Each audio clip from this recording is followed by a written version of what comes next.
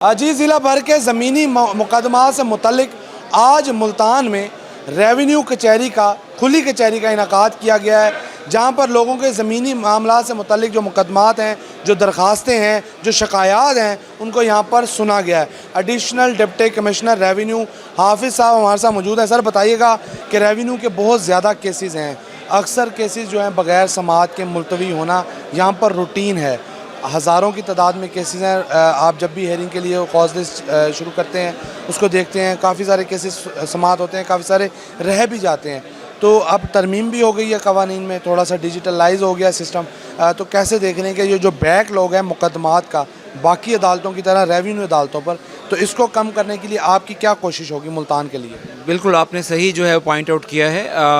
सब वैसे अगर आप देखें तो रेवेन्यू कोर्ट्स में सबसे ज़्यादा पेंडेंसी एडीसीआर की कोर्ट में है।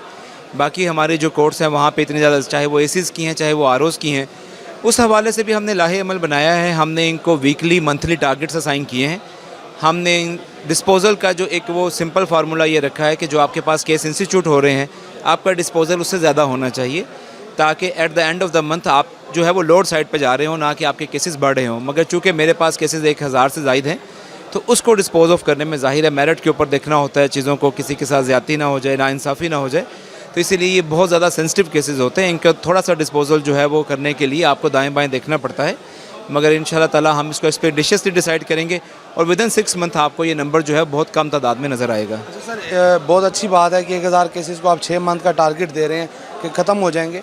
आप मुल्तान के जो शहरी हैं, जो रेवेन्यू से मुतल्लिक जिनके मुकदमात हैं, उनको कोई स्पेसिफिकली मैसेज देना चाहते हैं जाके पेंडेंसी भी कम हो, इंस्टीट्यूशन भी अगर हो रही है तो वो जायज़ तरीके से हो, या वो ऐसा मुकदमा हो जो बनता हो तो वो अदालत में आए? जी, मैं तो लोगों को ये मैसेज दूंगा कि काइंडली वो फ्रिवलस नेचर के जो या उनके बाहमी इख्तलाफात हैं उनको कोर्ट में लाने की बजाय अगर बाहमी तौर पर बैठ के आपस में एक हुश असलूबी के साथ तय कर लें तो वो ज़्यादा बेहतर एक एंड होता है। फिर उसकी अपील भी नहीं होती और वो एक ज़्यादा जो है वो हुश असलूबी से मामला तय हो जाते हैं।